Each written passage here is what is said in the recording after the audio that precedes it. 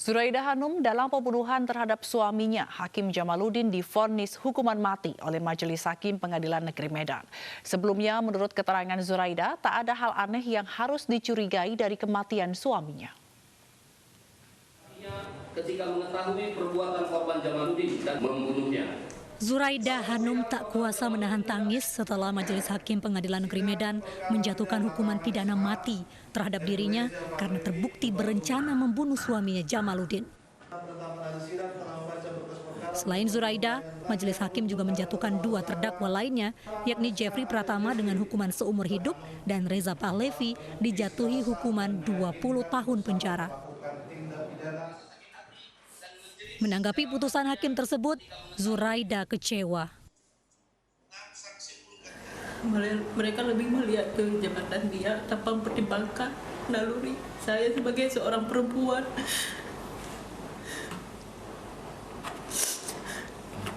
Yang padahal mereka terlahir dari rahim perempuan, tapi mereka tidak bisa sedikit aja punya hati nurani. Melalui kuasa hukumnya, Zuraida Hanum akan mengajukan banding atas putusan tersebut. Dari Medan, Sumatera Utara, Ahmad Ridwan Nasution, iNews melaporkan. Sidang dugaan korupsi di PT Asuransi Jiwasraya ditunda sementara hingga pekan depan. Penundaan dilakukan karena salah satu terdakwa, Hendra Risman Rahim, dilaporkan reaktif berdasarkan hasil rapid test. Salah satu yang hadir dalam sidang yang beragendakan pemeriksaan saksi, yakni Direktur Utama PT Asuransi Jiwasraya, Hesana Trisasongko.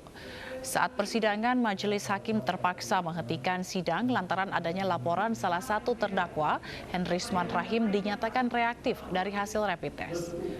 Namun Kejaksaan Agung masih belum mengetahui adanya dugaan positif corona yang dirasakan oleh Hendrisman saat persidangan berlangsung.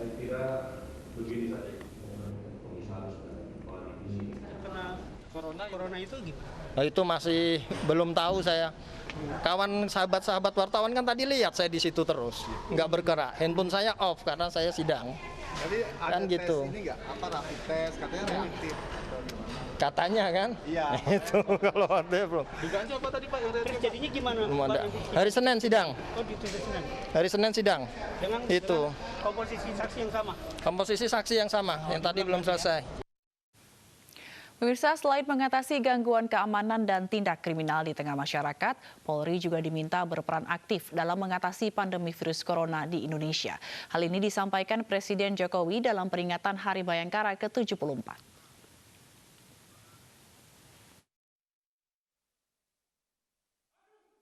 Peringatan Hari Bayangkara ke-74 berbeda dari tahun-tahun sebelumnya. Seiring dengan pandemi COVID-19, upacara yang biasanya diselenggarakan dengan tatap muka kini dilakukan secara virtual.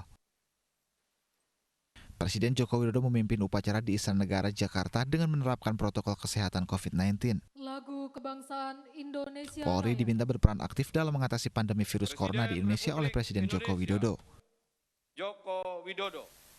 Dalam situasi yang sulit sekarang ini, kehadiran dan keterlibatan seluruh jajaran Polri sangat dibutuhkan, mulai dari jajaran Mabes dan Polda, Polres dan Polsek, sampai Babin Kamtibmas di desa-desa.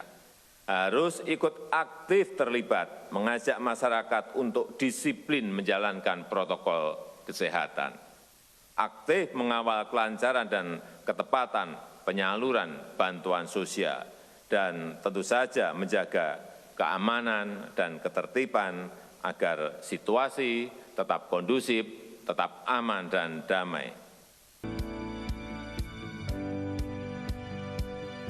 Sementara itu, Panglima TNI Marsikal Hadi Cahyanto bertandang ke rumah Kapolri Jenderal Idam Aziz di Hari Jadi Bayangkara ke-74 ini.